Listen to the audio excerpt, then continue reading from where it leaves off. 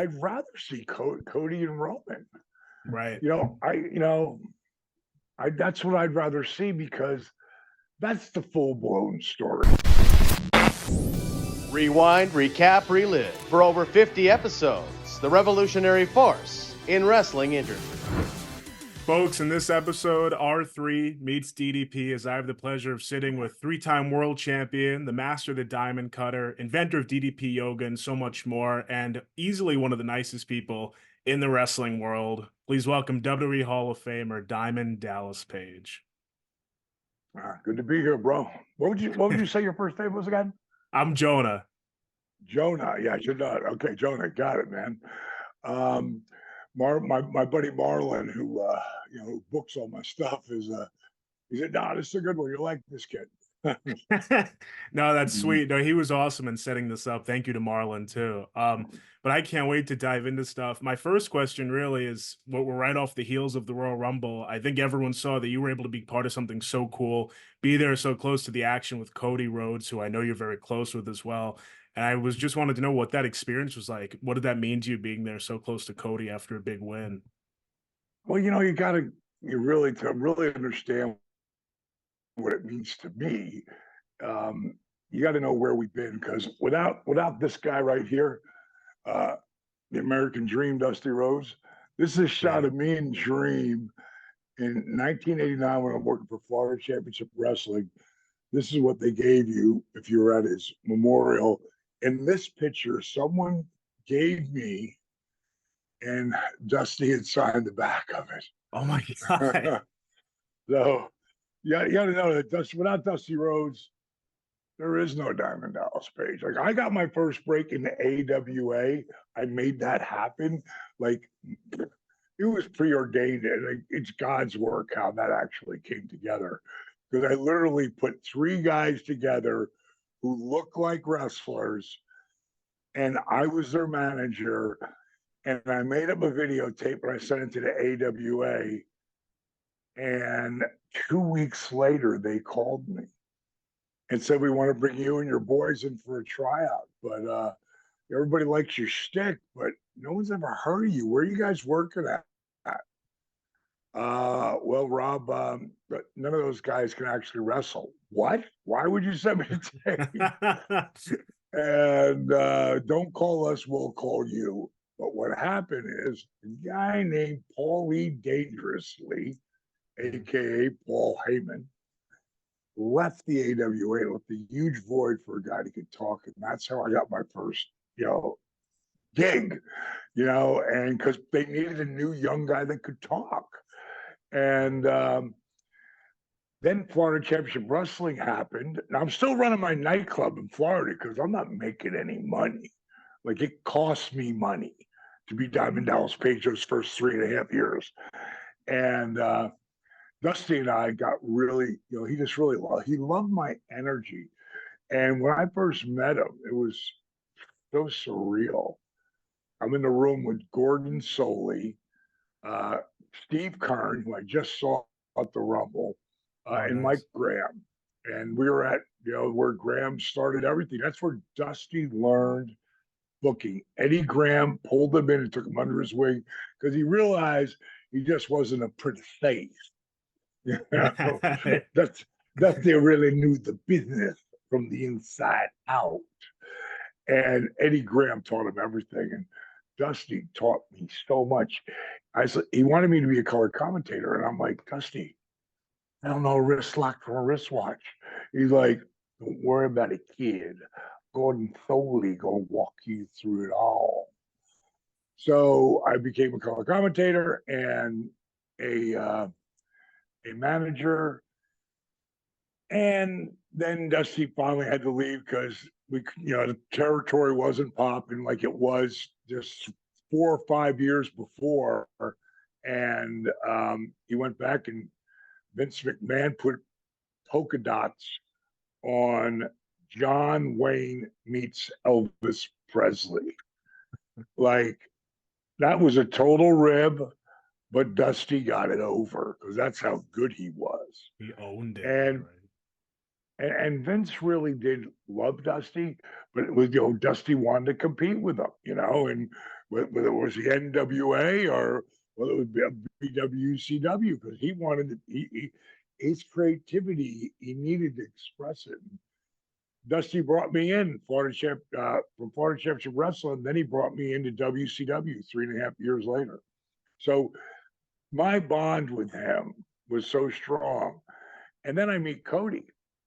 And what a great kid. And what a smart kid, but what a great work ethic. And very early on. And I noticed that because that's, work ethic, that's got my name all over it. And Cody was the same way. I remember I'd gone to a couple of his football practices because Dusty was coaching, his son, 8th grade, 9th grade. 10th grade, I said to him, and I always called him Young Buck back then, believe it or not.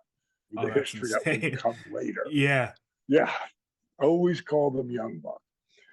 And I would be like, so Young Buck, when are you going to start football again, man?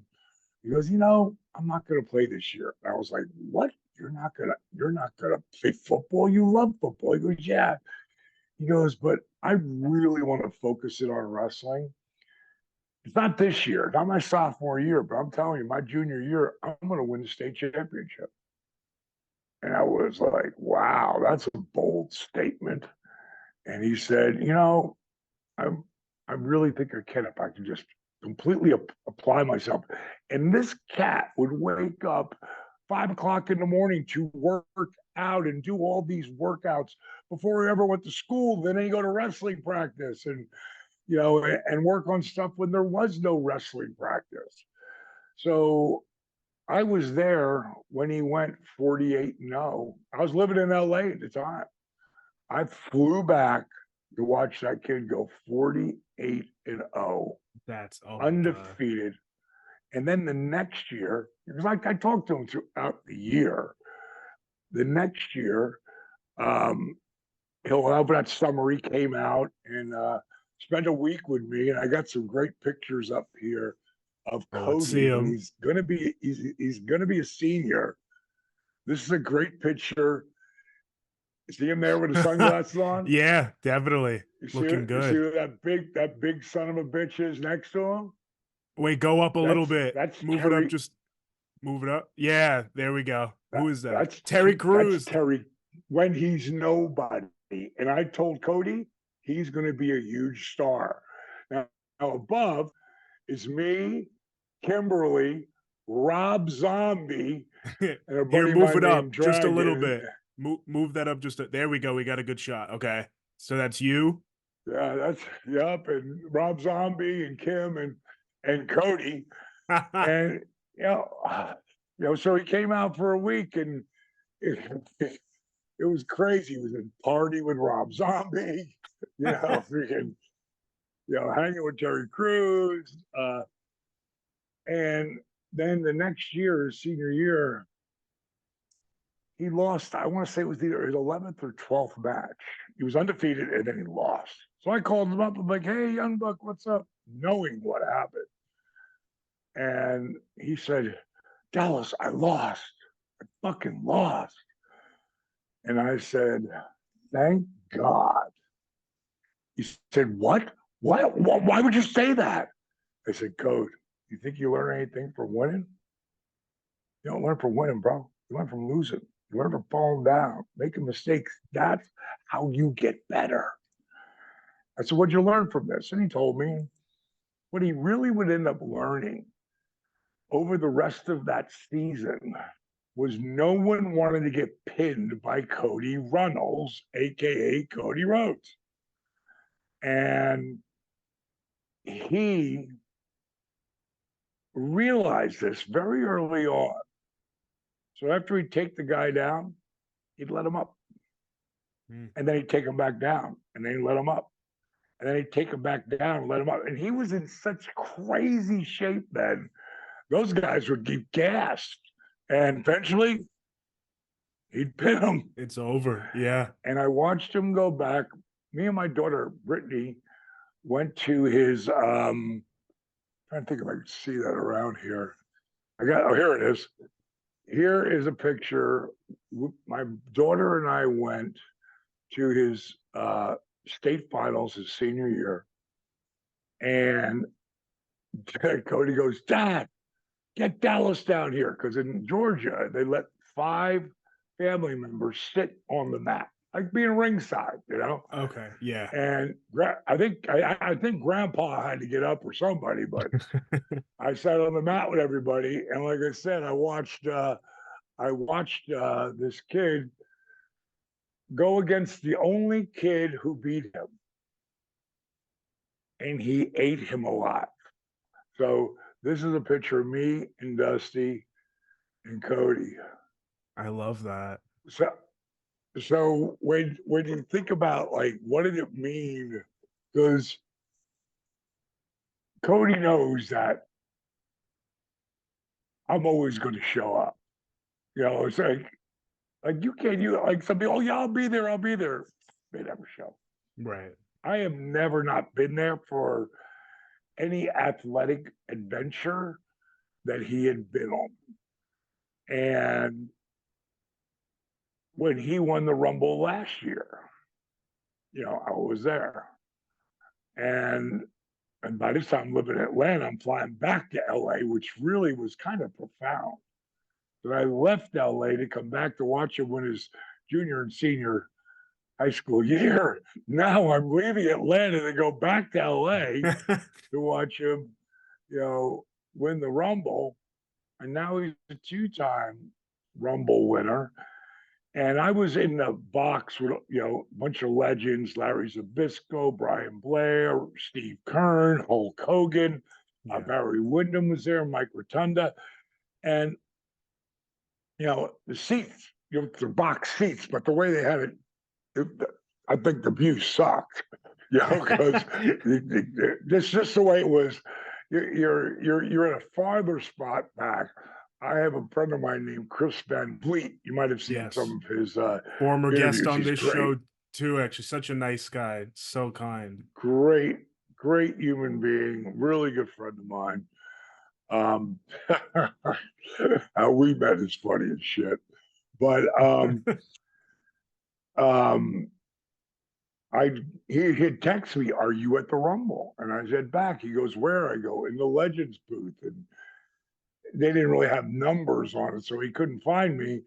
So when I got done doing a little signing for the, you know, for the people, you know, it was WWE sent me some of the VIP rooms and just took pictures and signed some autographs with some of the other talent. And then when I was done, I went to the press box and I just sat down next to Chris and he was like, "How'd you get in here?" I said, "I'm Diamond Dallas Page." That's how. And we watched the rest of the matches, and then we watched the Rumble. And then I'm sitting like, you know, where all the press people are. Some guy comes through handing out wrist straps because that's the only way you can get in there. Okay. And he goes, "Look at that. Look at that. You've got it. You can come to the press conference now." And he said, "You should ask the first question." Yes. I'm not going to ask the first question. Like, I have nothing to ask him about. I know his whole story. I have nothing to ask him about. And then I'm sitting there, and the WWE guy comes up with, you know, while he's walking up there, and said, "Dallas, you asked the first question." Okay, I have no idea what I'm going to ask him, but I listened to what he said. And one of the things he said was, it's been a long road, and that there are Cody Rhodes fans that go back, you know, when he was with DiBiase and Orton, you know, Legacy, and right, then, you know, some of them stayed with him when he had the, you know, was the mustache guy, you know, and, yeah. And then he said nobody was a fan of Stardust. And he said, but the people who did stay on for the ride and the people who come on, he said, they're validated. And then they asked me to ask the first question. And when it came, they said, well, we're going to have Diamond Hall of Famer, Diamond Dallas Page ask a question. He just kind of smiled. And he knew I was going to feed him a softball, you know. But I'd listen to what he said. And one of the things I said is, dude, you're right. A lot of people do come on and fall off. And it reminded me of a moment when Dusty had died. And he called me. And sometimes, I can't remember, because there's just sometimes he would call him Dusty. Right. And I can't remember if he did or he didn't. But I like to think he did. He said, Dusty wanted you to know. And I already knew this because Dusty had told me this many times over our family relationship. But Cody's saying it. He said he wanted you to know that he had 5 friends and he could count them on one hand. And he said, some people have fallen off the hand and some people have worked their way back. He said, Dallas has never fallen off the hand. And when he said that, you know, about people who come on and come off and blah, blah, blah, I said to him, I said, I've always been a Cody Rhodes fan since he was a kid. Yeah. Because of his journey. And, I think WrestleMania is going to be freaking great. Everyone knows that originally that he would have wanted to go against Reigns, but I think that we already know that him and Seth Rollins are going to tear. I wouldn't want to follow that. No, I wouldn't want to follow that. Their last 3 were awesome. Seen 3, every one of them, and the last one with the torn pec. Oh my God! And when took, crazy, right? The visual when he takes the jacket off is just. I got chills, chills all over that. Yeah, you could feel it at home in person. Like it was. Yeah. It meant something. Yeah. But the people were like it took their breath away. Like that's not makeup. And you could tell because it was swollen, bigger than his other side, you know, and that really knocked him for a loop. And he came back stronger and faster than anyone has ever come back with that because he wanted to be there for that year's Rumble, you know? Yeah. And I mean, him and Seth have such a working respect for each other. You know, they have such a respect. And I think, you know, Seth Rollins may be the greatest in the world right now as far as the talent all the way through. Right now, Cody Rhodes, no matter what, has the best story. And it is so good. A humongous, true babyface. He's not a tweener. You know, he's the real deal. And, you know, of course, there's always going to be people who don't like him. You know, I mean, go back to Cena when he was over as hell. Yeah. You know, let's go Cena. Cena sucks. I mean, you got to. I never understood how anybody who was a wrestling fan did not respect Cena. I just didn't understand it because he carried that company on his back for 10 years. And he's proven that he's a super talent all over again by being not just an A-list actor, but an A-plus list actor. Batista as well, of course. Batista yes. You know, The Rock, and The Rock is the biggest star in the world. You know, and, you know, to me personally, the Rock and Roman match is like the new Vince McMahon is Ari Gold. and he's the biggest. He has the biggest entertainment company in the world. So, it's going to be interesting to see how everything rolls out. But I know whenever you see Cody Rhodes out there, you're going to see a cat that gives. You can't give more than 100%. Everybody says 110%. No, you're going to give a solid everything. Going to give it all. He's going to leave it in the ring. He's going to, him and Seth Rollins. That match is made now, right? Yeah. It's not. Is it done? It's not official. Yeah, so it hasn't been official, right? Yeah, not official. It's not official. So we're wondering. So you still don't which know, way. Right? So you still don't. You really don't know. But if they are that main event on Saturday or whatever, Sunday, whenever they are, all I know is I wouldn't want to follow that. No. Like I said earlier, because if it does end up as those two, it'll be amazing. Do you have anything you'd rather see, or you just want Cody to make? I'd rather see Cody and Roman. Right. That's what I'd rather see, because that's the full blown story. Because that's the story. Yes. There's Alpha and Sika. When we talk about like royalty in wrestling names, it's Rhodes and the Samoans, up on Sika, and look at from Rikishi and The Rock. I mean, Jay and Jimmy. I mean, these guys, Solo. I mean, these cats. They're amazing entertainers, and it's when you are a second or third generation, like you just get it at a different level. Like you get it, like it was raised all around you.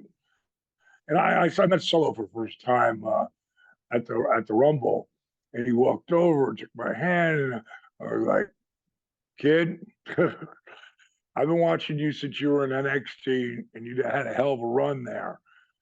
But to get bumped up like that and be in that main group and be in main event matches when you're that young, like you got to have like sixth sense, and that's what being second or third or fourth generation is.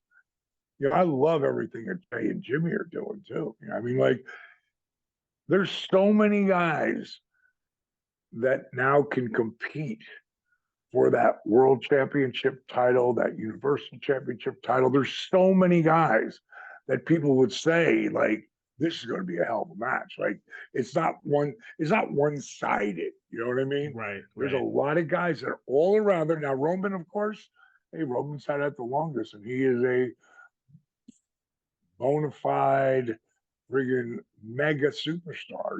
He's a demigod.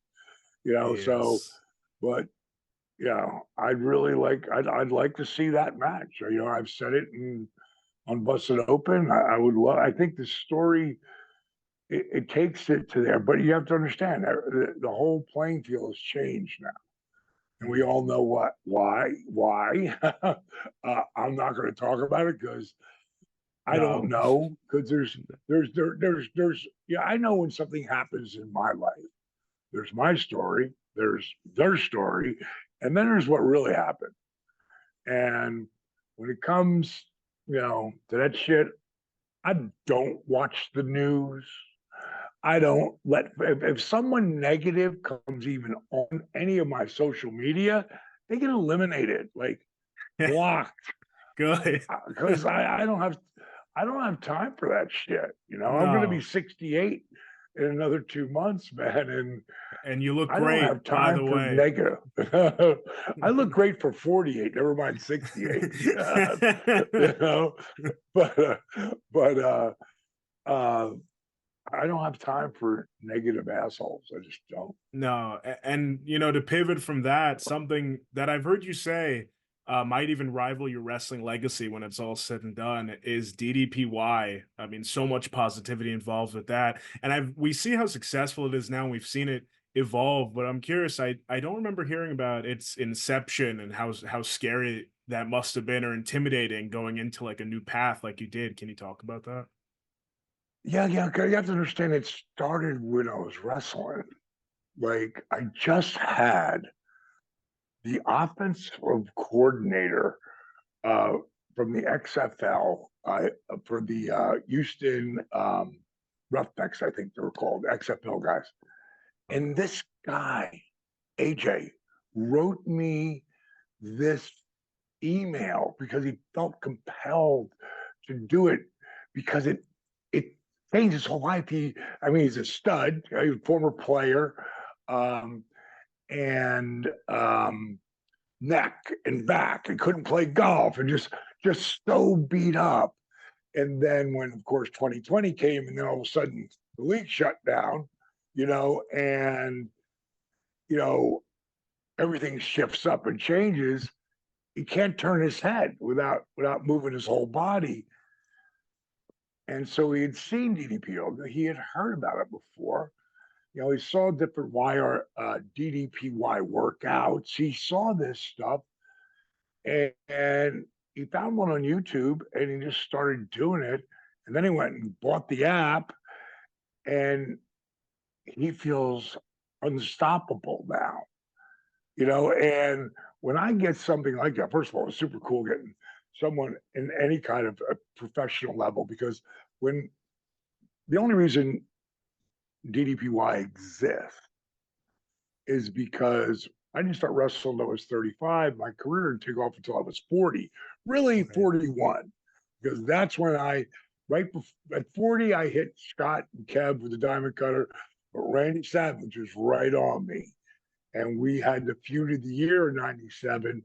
Yep. And the day before my 41st birthday, every night I get left laying by the NWO. Like, freaking, I might escape with a hit Bagwell or, Virgil, who they called Vince back then, with a diamond cutter, escape through the crowd, the place to go crazy. Other times, I'm about to, I hit Savage with the diamond cutter, and before I can ever get a chance to pin him, here comes the NWO kicking my ass every single night. And the night before my 41st birthday, Arn Anderson walked in the room and he said, "So, Randy, what do you want to do tonight?" He's not asking me because, I'm just happy to be here in the main event, selling out everywhere. And I'm just happy to be here. And Randy ties his boot, pulls him, and he goes, I think I want to take the diamond cutter. And he went back to lacing up his boots.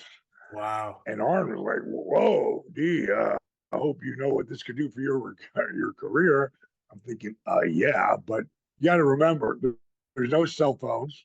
There are cell phones, but not with video cameras. No. So no one's going to see this. But what Randy was doing was testing the water. And he wanted to hear, is this guy ready? And when we went out there, right away, he stopped me, beat me down, had me fight back. Boom, he beat me down, fight back, beat me down. Finally, I'm going to blow my comeback, and he stops me in the middle of it. Boom, picks me up to slam me and goes, "Diamond cutter." And I flipped it into a cutter, and the roof blew off. Now, because he beat the hell out of it, I'm a guy who sold.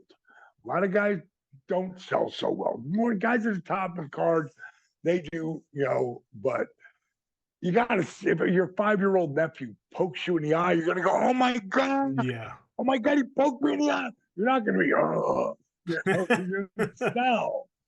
So he had beat the hell out of me so badly. I just laid there when I hit him. And I mean for like 20 seconds. And it was like the ref was now he's doing the one and whole people, and then it starts to rattling and people on their feet on the stands, and it just got louder and louder and louder. And then I finally just laid my arm over him, And 1, 2, 3, the place went batshit crazy. It was so loud. It was like God put a cone of silence over us. And I could hear Randy say, well, I guess we know what we're doing for a spring stampede. And I thought, oh my God, if that really happens, because you never believe it. You never believe it. If you're going to be the guy who's going over in the Rumble, you never believe it until you're finally walking to the ring. You're gonna become the world champion, or you're beating this cat. You don't believe it. If it's like so high up, anything can change it. Yeah. And that's where guys get really depressed and bummed out and negative. And like, I never believed shit until I was on my way to the ring. But I was thinking, wow, that would change my life. But to be honest, Jonah, I didn't realize how much it was going to change my life. It was so dramatic. It put me as a main event guy, for the rest of my career. And it was just unbelievable. It was really unusual. And I'd already ran big nightclubs. Like, you're the guy. It's like the Cheers song. Everybody wants to know your name. But when you're running that's not a little bar. I'm talking about a big ass nightclub where, buy them drink. Yeah, get some tequila over there. Get some kamikazes over there. I mean, like, you controlled everything. You were famous in that. Like I said, from Sarasota to Cuba, we had the hottest place in Southwest Florida at one time. And what was it called? Want to know that I'm curious. Norma Jean's Dance Club. Okay. I wanted to just go back for a second. When I was 23, I tried to wrestle. I had 3 matches. I sucked, and I hurt my right knee.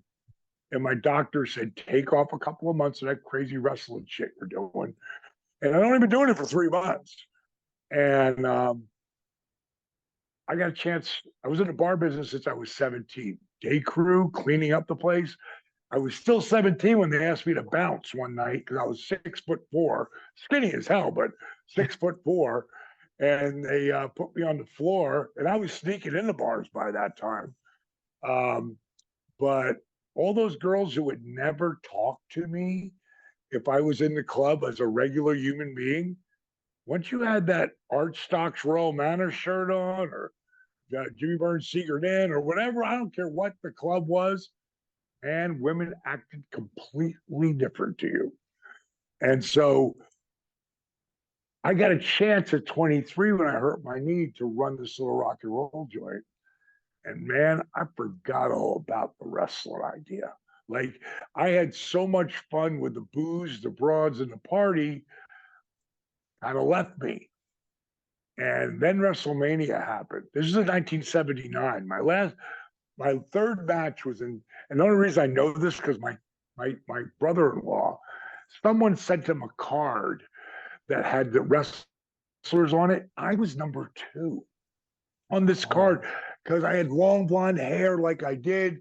And by that time I was like 240 pounds. And, I looked like a superstar. I looked like one. And so, my name back then was Handsome Dallas Page.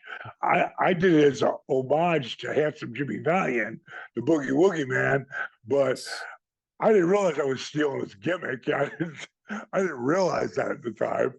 But when I got away from it, WrestleMania happened, and I was so pissed at myself for not paying my dues.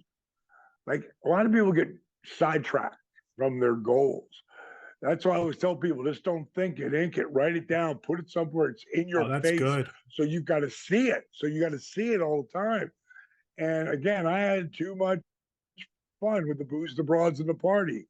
And WrestleMania happened. Once I watched the first WrestleMania, I was so pissed I stopped watching wrestling because that was such an unbelievable spectacle to me that I should have been in the middle of. And if I would have kept paying my dues, I really thought if I wasn't in WrestleMania 2, I was going to be on, why not be on 2 or 3? I would have been there.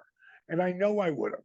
But the God's honest truth, if I did, I never would have handled it as well as I did starting at 35.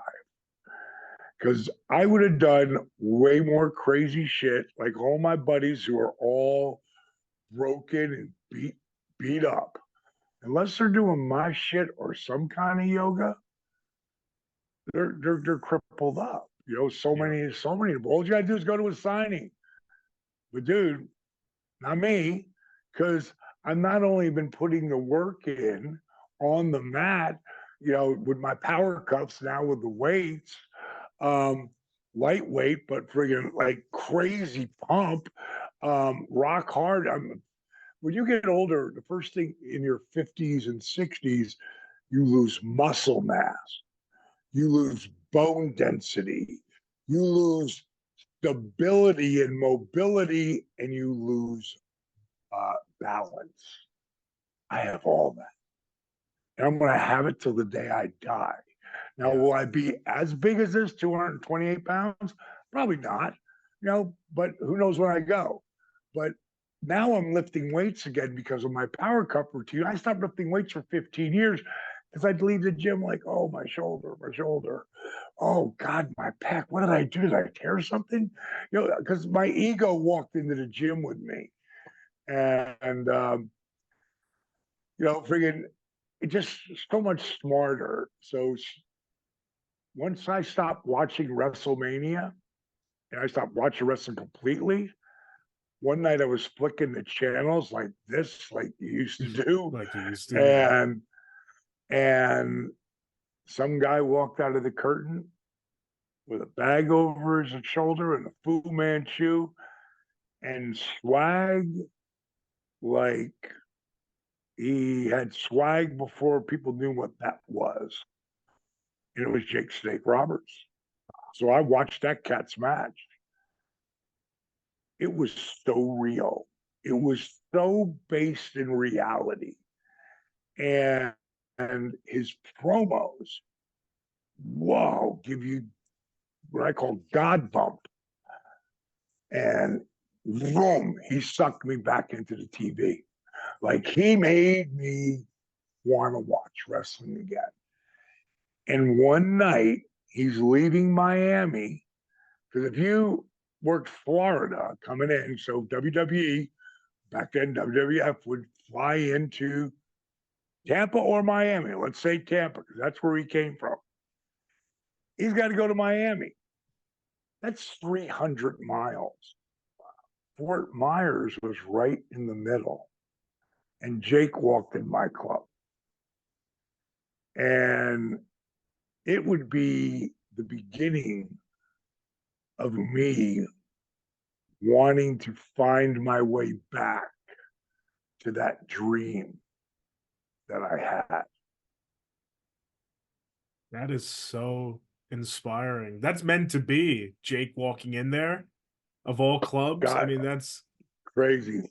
And then Crazy, man. I just last night watched the resurrection of Jake Roberts for the first time. It's incredible. I love Jake the Snake Roberts too. I mean, just growing up, I didn't watch him growing up, but watching it, going back and watching it, it's amazing stuff. Yeah. And yeah, when it comes to resurrection, like what did it mean to help not only the person who you idolize, but someone who directly helped you get your dream accomplished? Oh, let's see. This is a picture of me and That's Jake. a shot. Yes. That's so like good. In 1992. And,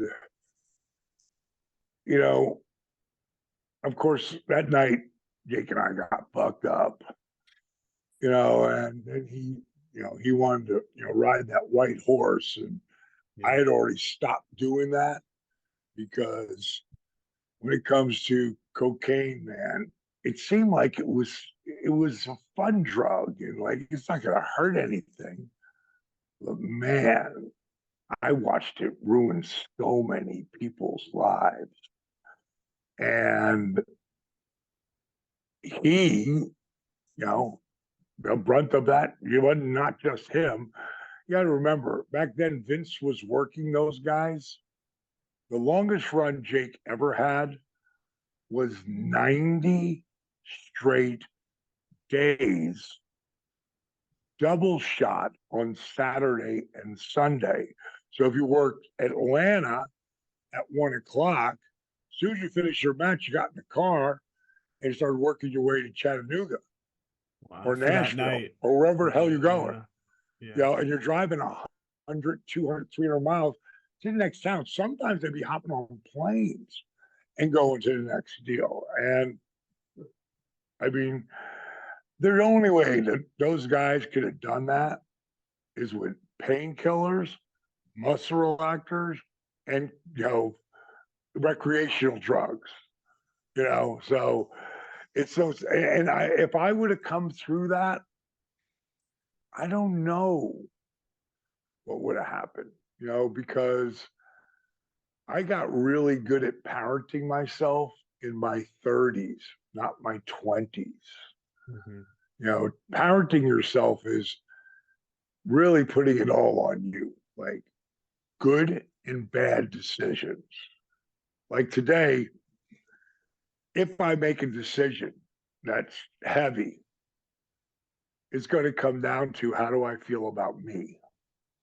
And if I don't feel good about me, if I haven't found a way, like my buddy, one of my best friends just passed, Ice Train, Harold Hogue. I'm sorry, yeah. Yeah, it was brutal. We had the a beautiful celebration of his life yesterday. But I mean, I had to, because I heard, that because he had congenital heart disease. I never knew that. He gave me little pieces of it, but he never really told me like the entire situation. And his boys are like, I'm Uncle Dallas. I'm bringing his boys are like, we're family, man. And his wife, I love his wife and his girls. And he's got 2 kids that are, I think, 12 and 13, and he couldn't get no life insurance. So I put together a GoFundMe, and I didn't expect anybody to put in, more than a couple bucks, whatever. It all really helps when the person who makes the money is gone. Right. Tiana works, but it wasn't like she was supporting the family. H was. I was called Harold Hogue. I was called him H. And so, we started GoFundMe. I put a lot of money in there, Is it still active? It's still up? Yeah, it's just still up. If you put just that search in the description, the link, yeah. Yeah. You can just go by and pick up the link. You just GoFundMe, Harold Hogue. But Jericho came through so huge, and so did Foley, and so did Cody Rhodes, and a few of the boys. Everybody ain't got money to burn just to give away, but anything. Like some people get $5, like that means a lot. And they don't. I doubt they're even following it. The church set up one for them, but it was like minuscule. But it was just brutal. It was brutal. I don't know how I got on that, but if anybody wants to check it out, definitely. If Ice Train made, if you saw Ice Train wrestle, he guarantee you put a smile on your face. And he was a big, bad 23-inch arms for real. Like that's what 23-inch arms really looks like. But it's just a great human being, great guy. And another example of you helping people. I mean, that's so kind of you to set that up. I wanted to ask, another person who you've helped in the past just posted about possibly having a last match on his 60th birthday if he can lose 100 pounds. And I think you know what I'm talking about. Did he say that? Mick Foley, Did he say if he can lose 100 pounds? That's what it said on the Instagram picture. Yeah, so I was curious what your thoughts on that, and if you'd help him if he came to you. I helped him the first time lose 100 pounds, you know, and he looked great. And we were sitting, I think he was at my house, and he said, you know, it really kind of freaked me out because Mick used to be 6'4". Right. You know, you'll notice a lot of bigger wrestlers as they get older, they get much smaller. I'm still the same size. And I see Kevin Nash, he's still the same size, 6'10".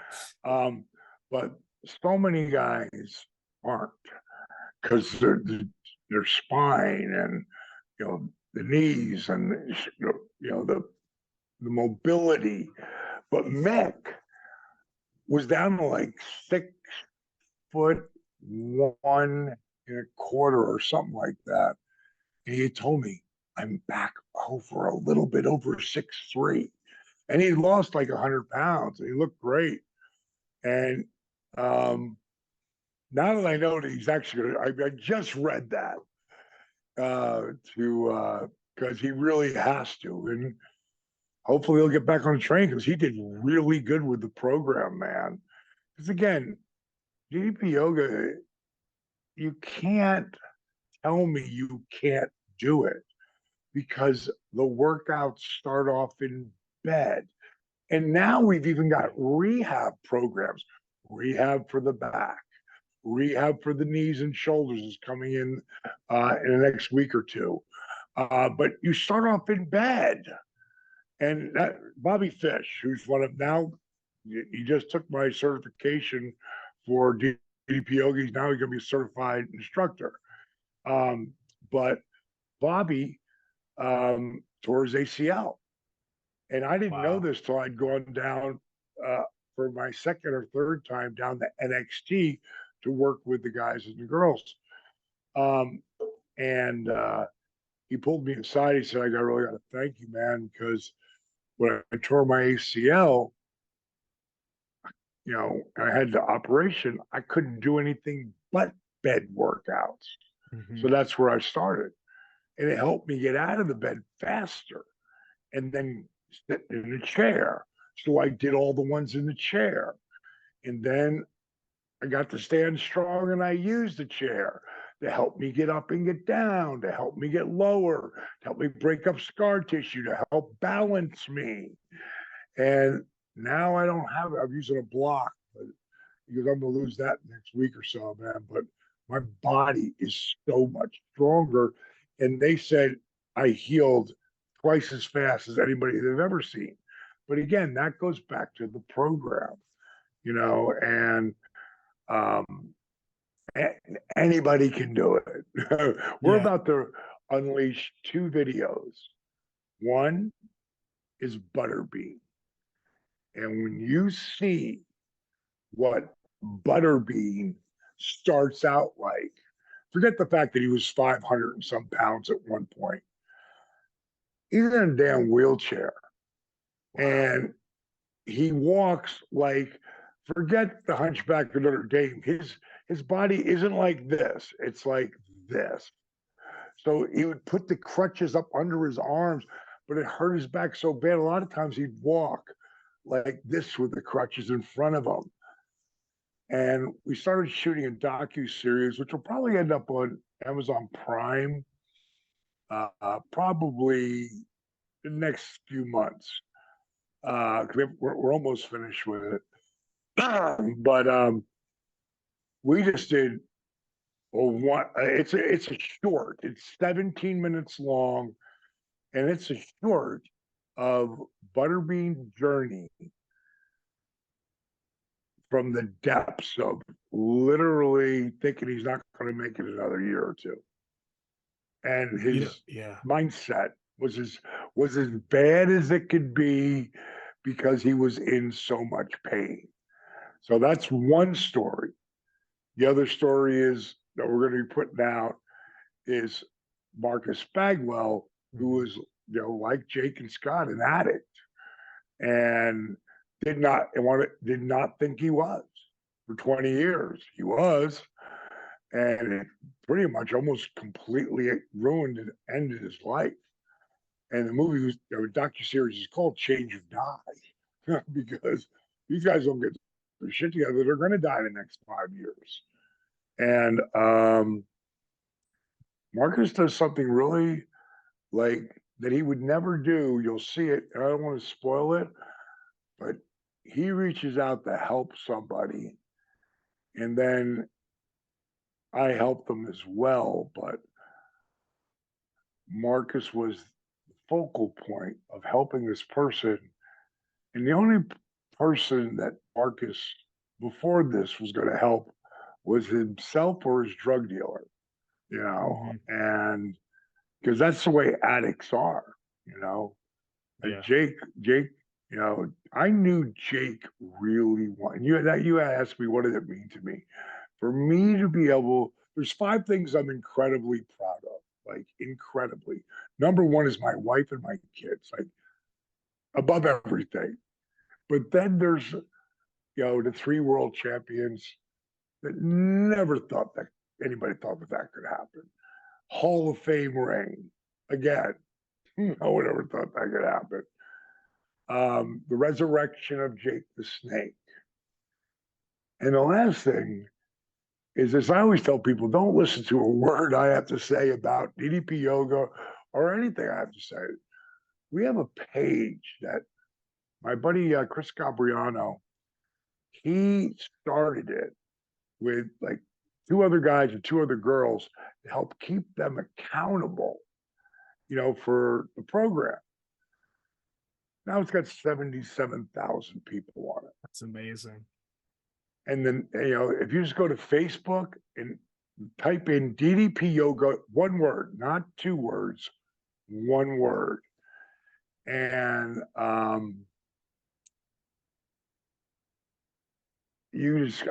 created on the app, one of the things, there's always, a new workout. There's always a new cooking show. Now we've got 3 different food plans that are all 90 days. So pick one. One's more, one's super easy. The other one's a little bit challenging. The other one's super healthy, but they're all healthy.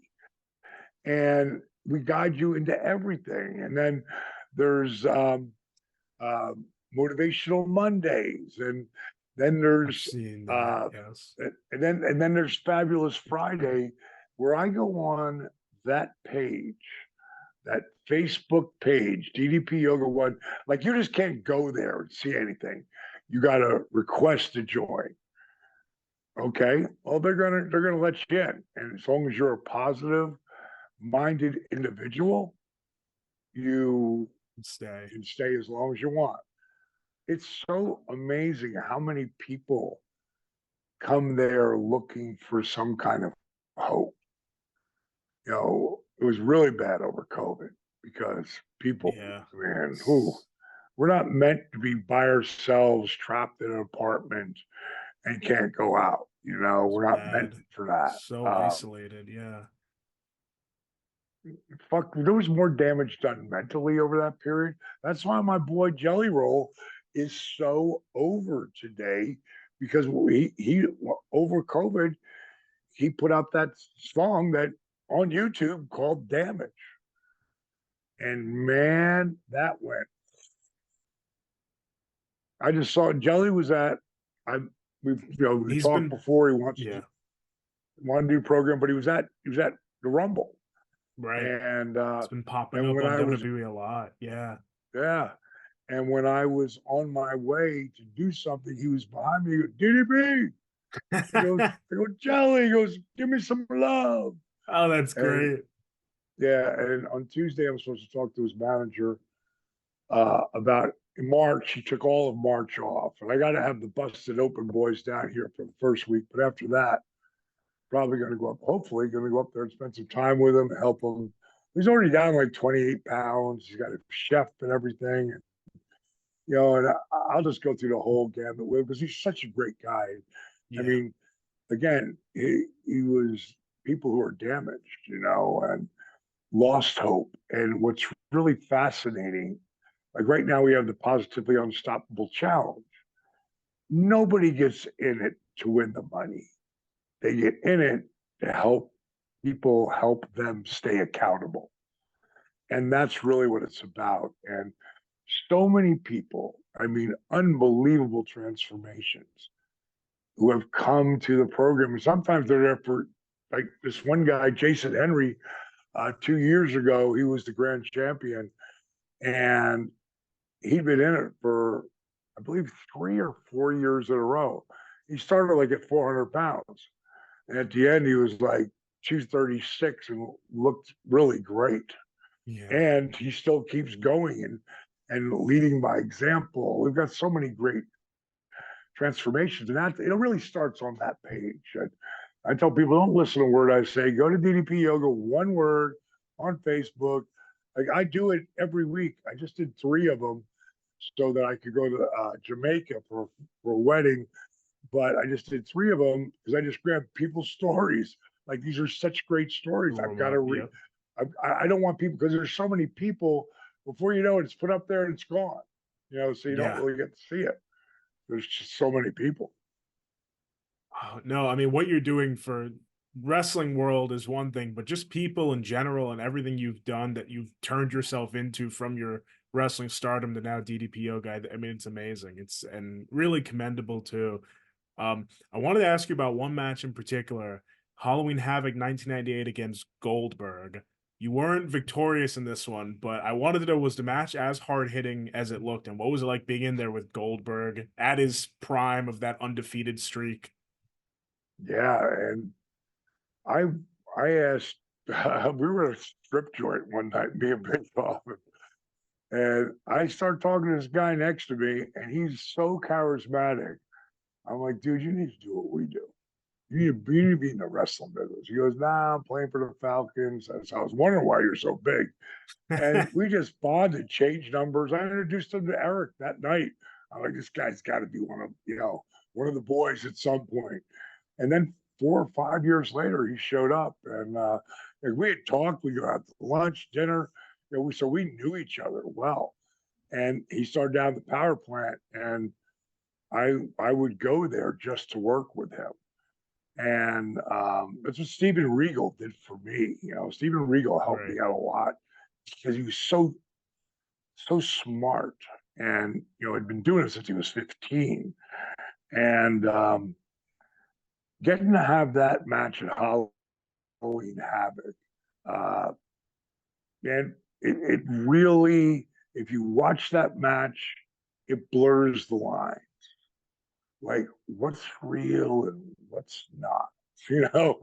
Like my job is to get my shit in and get my fucking work ethic and come from underneath, character over, but also make him look like a killer. And that's what you kill, just a powerhouse. So I came up with this idea where we lock up and boom, boom, and we go fall through the ropes to the floor and come up swinging. There was so many things in that match. And the funny part of that match is Bill did not want to miss the spear. And I told him like 3 weeks out, I go, dude, at some point you're going to miss a spear. He said, no, I'm not. I said, yeah, you are. Because by this time, he's not the guy I used to work with in the gym. He's Goldberg, Yes. And, you got to have that ego in a world that's predetermined. You got to have that ego or you'll never make it in the business. You surely will never be a top guy. And I said, yeah, you're going to miss it.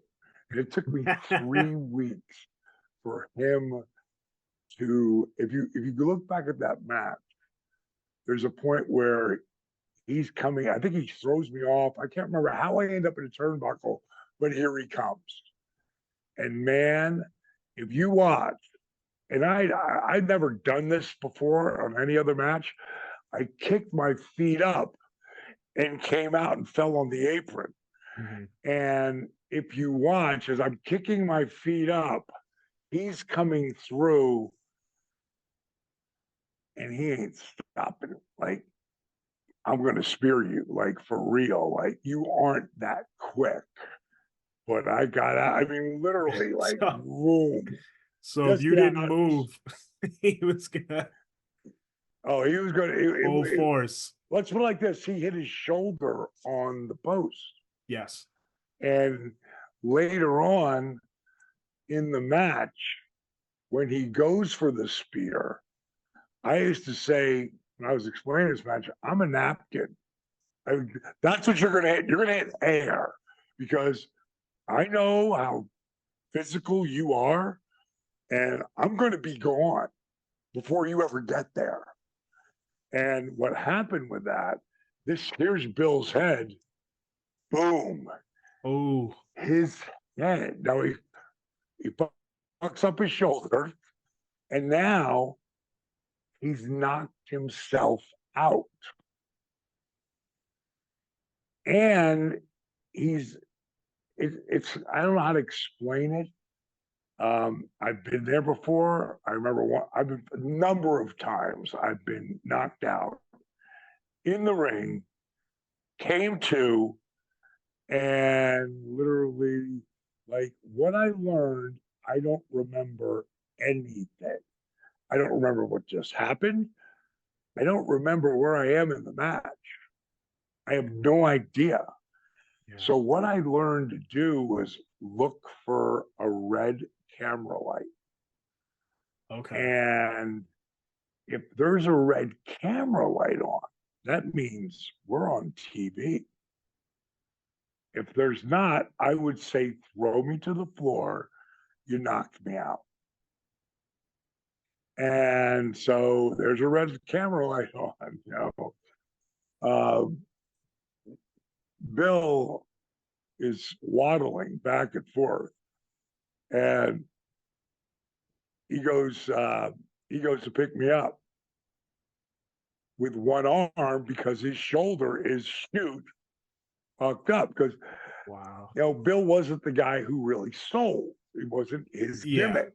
He was unstoppable. He was a monster. He was 298 pounds with traps like shoulder pads. I mean, this is who the guy really was. Yeah.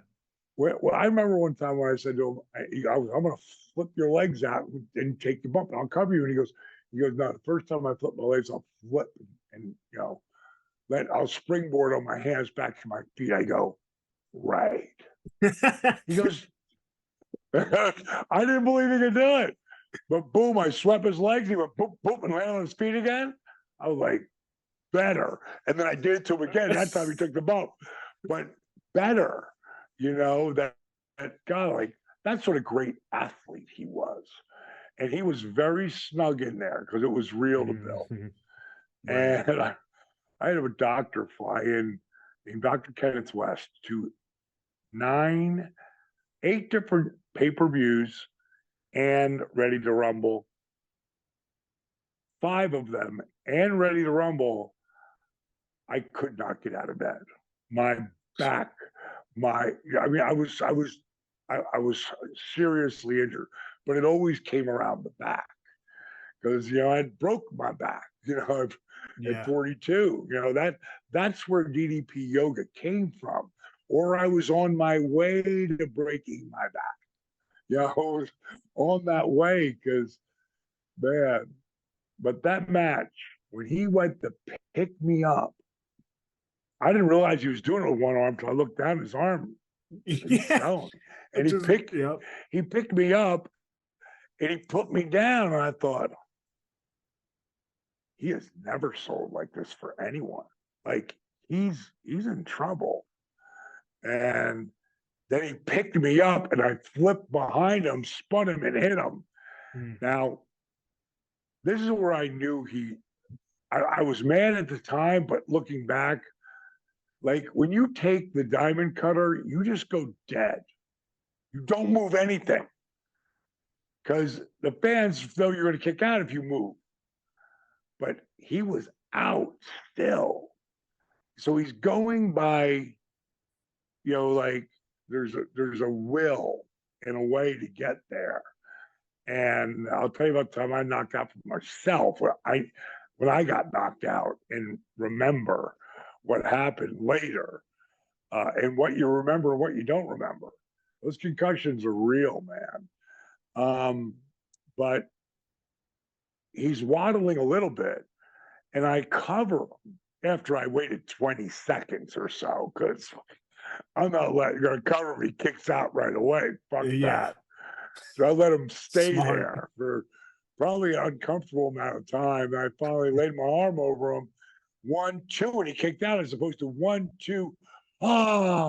Yeah. Like the pop would have been even louder. But I went to pick him up. I go to shoot him off. He reverses it, hits me with his fucking finish, and eventually comes over, to help me up and raise my hand. I go, Billy, you fucking kicked out on 2.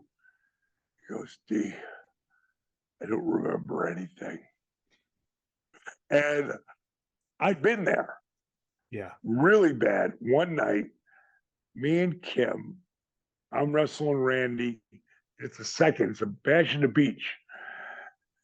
And I've won the first one. Now we know Randy's going to win the second one. And he's got it, no DQ.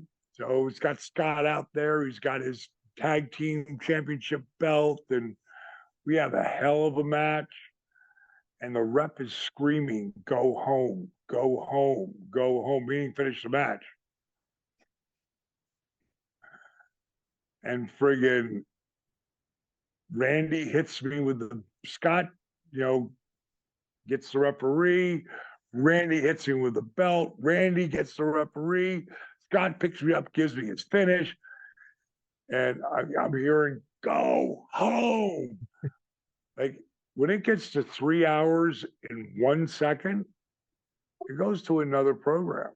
That's what happened at Halloween Havoc, which would be a year later. And so Randy finally, comes down. 1, 2, 3. Scott slides in, raises his hands. I start to sit up. You check it out on YouTube. And I lay down. They go to black. Wow. Instant. Had to, like that. And thank God. Because what happened after that is I'm walking backstage and I stop. And I look down, I look at Kim, and I go, did I just wrestle? She goes, what? I said, did I just wrestle? She's like, stop it, Paige, you're scared me. I go, what the fuck? I go, was it Nitro? Did I just wrestle? And she said, no, you just wrestled Randy Savage. It's a Great American Bash. What happened? So after we went dark, and I don't know if we were dark or not, I don't know shit. Right. I sit back up like Taker. Yeah. Come to my feet, she said, stagger and fall through the ropes, give them both the finger. And now we're back here. I'm like, oh, fuck. Like, that's fighting in the back shit. I mean, Yeah. that to me, that's like if John Wayne, Clint Eastwood, and Sylvester Stallone, boom, boom, boom, fills you through a lead, and you pull Al Pacino in Scarface. You motherfucker. Like, that's might be the best analogy I've ever heard. It's great. It's like only Al Pacino in his own movie can get away with that, right? Yeah. But it wasn't against Wayne or Sly or Clint. I went in the locker room and I put a table in front of me because I don't know how mad they're going to be, but I would be mad as a motherfucker. Eventually, that door, boom, got kicked open. I was knocked out. I don't remember anything. I go, you really think I do that? I just threw the table out of the way. Then fuck it. And they leave. And because they inside, they know I never, but they were still mad as fuck. I did it. Because I didn't know. So I'm like, what's it like here in my freaking face? It feels like a pea. What the hell's in there? Then it felt like a golf ball. Then it felt like a space ball. Then it felt like a softball. Kimberly and I went to the hospital, got x-ray. They were like, dude, you got a serious concussion. You should not even think about wrestling for 2 to 4 weeks. Well, I just lost Randy Savage. I want to say I was wrestling. I could be wrong. All I know is I got to win tomorrow, no matter what. And I think it was against Bret Hart, but I could be wrong. I don't remember what. All I know is it was so. It would have been. It was. I had to go because I got to come back to that. I got to talk about that. And out there at TV, waiting for Randy to come down the. Everybody parked their car up top, and then they all walked down the back of the arena. I'm sitting there in speaker boxes. And Randy walks up to me. He goes, my face looks like this, like a chipmunk. Yeah. And he goes, sorry, brother. That's the business. So usually the concept of this show is to have one veteran like yourself on alongside a rising star. And so I'm curious what advice you have for someone either just getting into the business or maybe someone taking the route that you took and getting their shot a little bit later on, what your words of wisdom would be. They'd be the same words I gave to LA Knight last WrestleMania. Or wow. It might have been last Rumble. Yeah, it would have been last Rumble. I'm pretty sure. But I love LA Knight. I think he's fucking great. He is. And I'd watch him in NXT. And I'm like, how is this guy not on the main roster? And then finally it happened. But I read an article because I was interviewed by, I can't remember his first name, but he escapes me right now. But he wrote an article for Sports Illustrated on LA Knight and talked about Shawn Michaels was interviewed numerous times in it because he's the overlord down there, and who better? Like, these guys aren't being trained by some dude who can wrestle but never made it. They're being overseen by maybe I think Ric Flair and Shawn Michaels, when you take everything combined, that they did. Yeah. And they put Seth Rollins on that spot, right now. And now that he's got to get a couple more, you got to get like 5 or 6 years going at this character. But he was great with everything he did earlier. But this new character is so dynamic. And I'd walked up to him and said, wow, dude, I love what you're doing. It's like a 2020s, the 20s version of what Randy Savage might be doing. Like, if you think of all the outfits that Randy had, right. What a great worker he was, how he was so far ahead of the curve. Like, that's where it's at. So that'll remain to be seen, and I think it'll happen because he ain't going nowhere for a while. No, he's not. So he's on that same path. But LA Knight, I walked up to him, and I can't remember exactly what I said to him, but I remember saying something like, bro, I'm going to tell you the same thing guys who are really over or legends would tell me. Just keep doing what you're doing. Because eventually they're going to see it. And he was like, God, I hope so. And I'm like, they're going to see it. And I was interviewed for this article that Shawn Michaels was in, and of course, LA Knight's in, because it's all about him. Coming to fame at 41. Like, I read this, that Shawn Michaels had said this in that article, that Shawn said they tried to get rid of him a bunch of times because of the age factor. Yeah. And he would always have LA in something that I can't do it right now. And that was such genius by Shawn. He had his because back, right? Yeah. He had his back because if there's someone who knows talent, it's Jake Roberts, it's Shawn Michaels. I mean, I will never forget the first time I met Shawn. I was in the AWA. I'm freaking in a room with two double beds. And all the boys are in there. And that's the only time you ever saw all the boys in one place. And I'm managing Pat Tanaka and Paul Diamond. And Pat Tanaka is one of the best workers ever, but he's 5'8". Oh my gosh. And look at that. This is my very first day in professional wrestling. And Paul Diamond's about 5'10". The reason why I know this is the first day, because that's the only time that beautiful blonde was there. Her name was Leanne. Okay. And she was a good friend of mine. And we would date once in a while, but only came once. So the reason why they don't look so much bigger is because I'm spreading my legs. Because Pat is 5'8" and I'm 6'4" with those cowboy boots. With those cowboy boots, I'm like almost 6'7", which is crazy. ridiculous. And I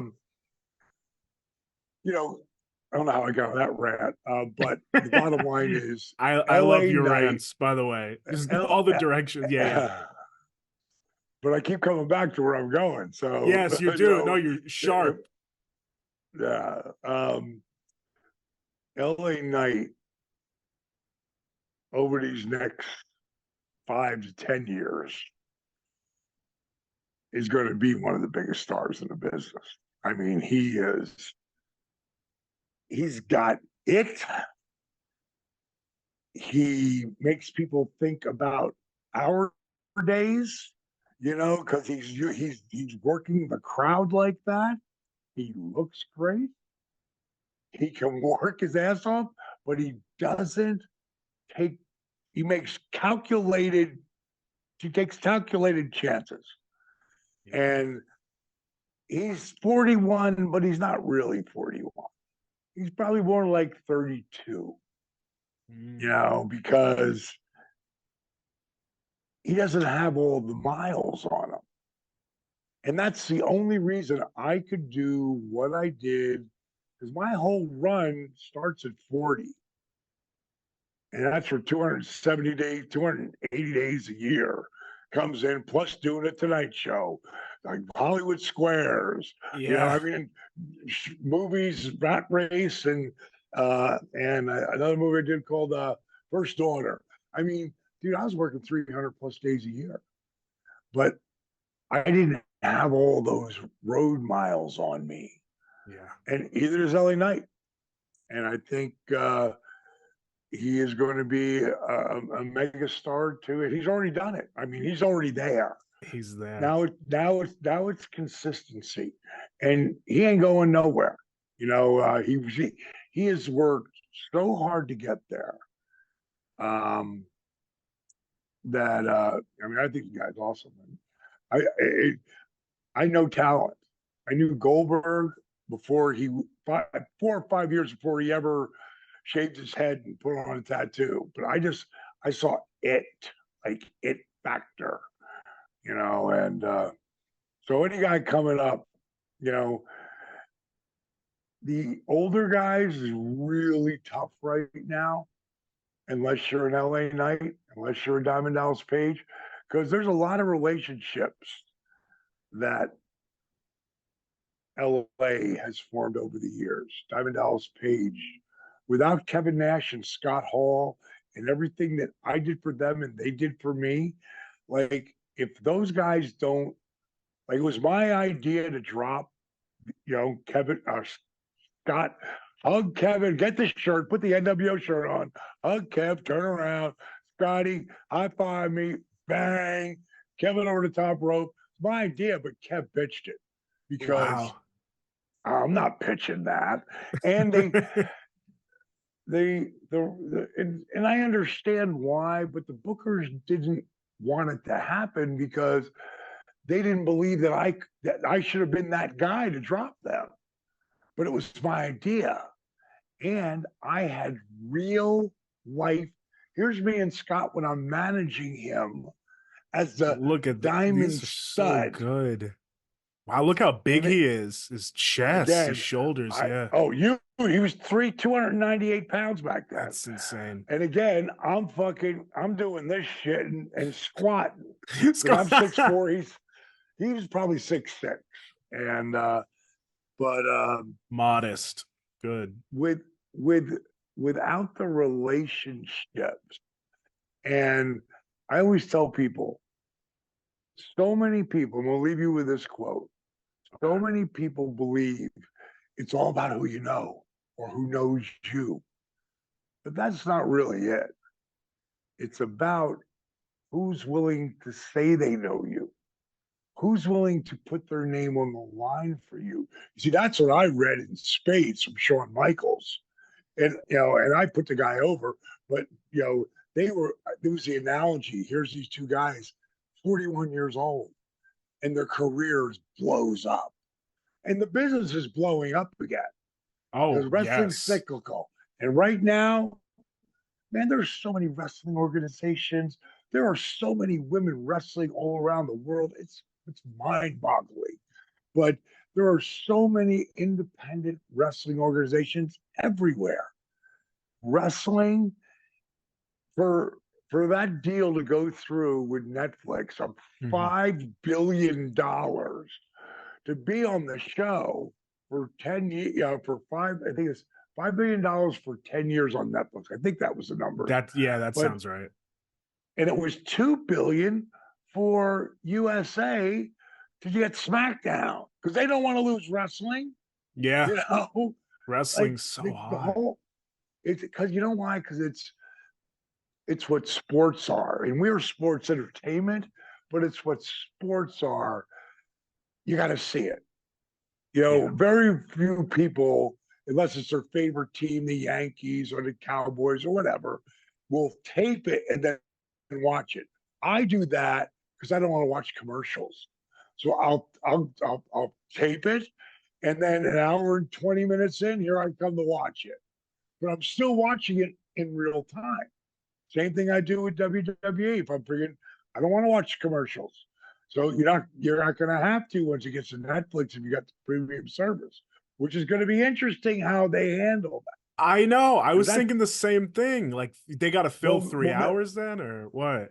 Well, then it is. It turns into another all those commercials are gone, but there will be some because for $2.99 or something, is it now? No, that's on Amazon Prime. $4.99. I think you could get no ad. You still get ads, but you get Netflix. I think like $4.99 or something. Yeah. I think it's $6.99 and you don't get any ads. Okay. So Netflix, even though they are spending $5 billion, they're going to make another $1 trillion. Yes. But it's live sports. And this is why I really believe that the NIL is here, because you can't freaking just take these kids' lives and make billions of dollars off of them. You've got to give them an opportunity to make some of their own money, because every single one of those top 5-star athletes are one serious injury away from never making it to the pro world. One ACL tear. Now, there are people who can come back from it. One hamstring tear. They bicep one you can come back from. But when it comes to your legs and running, it's tough. They're not going to draft you if you're too beat up. So that's it's an interesting time. It's an interesting time. I'm glad. Let me show you this picture. This is the Vegas connection. Me and Kevin Nash, and this would be before Raven, Scotty, Bingo, Flamingo. Dude, that's so cool. That's a great Uh, shot. that are all in here. All right, brother. All right, all right. Well, yeah, I want to say thank you. You've been incredibly generous, and interviewing you is like show and tell. I mean, this is awesome. Yeah. Really. Show and tell. Wrestling's version of show and tell. So usually the concept of this show is to have one veteran like yourself on alongside a rising star. And so I'm curious if what advice you have for someone either just getting into the business or maybe someone taking the route that you took and getting their shot a little bit later on, what your words of wisdom would be. They'd be the same words I gave to LA Knight last WrestleMania. Or it might have Wow. been last, it might have been last Rumble. Yeah, it would have been last Rumble. I'm pretty sure. But I love LA Knight. I think he's fucking great. He is. And I'd watch him in NXT. And I'm like, how is this guy not on the main roster? And then finally it happened. But I read an article because I was interviewed by, God, I can't remember his first name, but he escapes me right now. But he wrote an article for Sports Illustrated on LA Knight and talked about Shawn Michaels was interviewed numerous times in it because he's he's the overlord down there, and who better? Like these guys aren't being trained by some dude who can wrestle but never made it. They're being overseen by maybe I think Ric Flair and Shawn Michaels. When you take everything combined, that they did, Yeah. and put Seth Rollins in that spot, right now. Now that this he's got to get a couple more. You got to get like 5 or 6 years going at this character. But he was great with everything he did earlier. But this new character is so dynamic. And I'd walked up to him and said, "Wow, dude, I love what you're doing." It's like a 2020s, the 20s version of what Randy Savage might be doing. Like if you think of all the outfits that Randy had, Right. what a great worker he was, how he was so far ahead of the curve. Like that's where it's at. So that'll remain to be seen, and I think it'll happen because he ain't going nowhere for a while. No, he's not. So he's on that same path. But LA Knight, I walked up to him, and I can't remember exactly what I said to him, but I remember saying something like, "Bro, I'm going to tell you the same thing guys who are really over or legends would tell me. Just keep doing what you're doing. Because eventually they're going to see it." And he was like, "God, I hope so." And I'm like, they're going to see it. And I was interviewed for this article that Shawn Michaels was in, and of course, LA Knight's in because it's all about him. I mean, to fame at 41. Like I read this that Shawn Michaels had said this in that article that Shawn said they tried to get rid of him a bunch of times because of the age factor. Yeah. And he would always have LA in something that I can't do it right now. And that was such genius by Shawn. He had his back, right? Yeah. He had his back because if there's someone who knows talent, it's Jake Roberts, it's Shawn Michaels. I mean, I will never forget the first time I met Shawn. I was in the AWA. I'm freaking in a room with two double beds. And all the boys are in there. And that's the only time you ever saw all the boys in one place.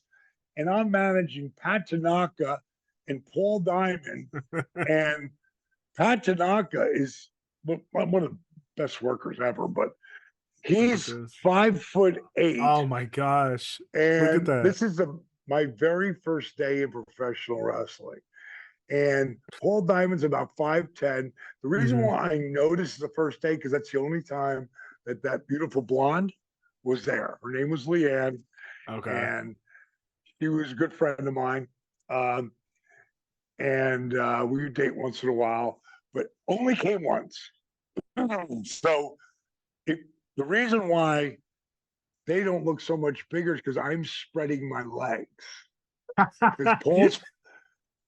Because Pat is 5'8" and I'm 6'4" with those cowboy boots. With those cowboy boots, I'm like almost 6'7", which is crazy. ridiculous. And I don't know how I got on that rant, but the bottom line is, I love your rants, by the way. Just all the directions. Yeah. But I keep coming back to where I'm going. So yes, you do. No, you're sharp. Yeah. LA Knight over these next 5 to 10 years is going to be one of the biggest stars in the business. I mean, he's got it. He makes people think about our days, because he's working the crowd like that. He looks great.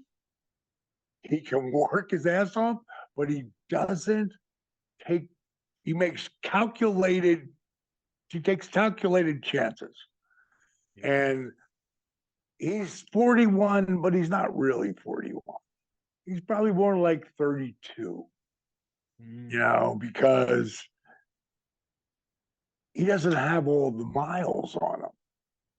And that's the only reason I could do what I did, because my whole run starts at 40.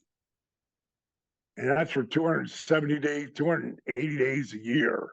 Comes in, plus doing a Tonight Show, like Hollywood Squares. Yeah.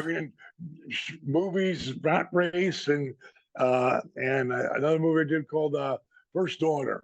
I mean, dude, I was working 300 plus days a year, but I didn't have all those road miles on me. Yeah. And either is LA Knight. And I think he is going to be a mega star too. He's already done it. I mean, he's already there. He's there. Now it's consistency, and he ain't going nowhere. He has worked so hard to get there.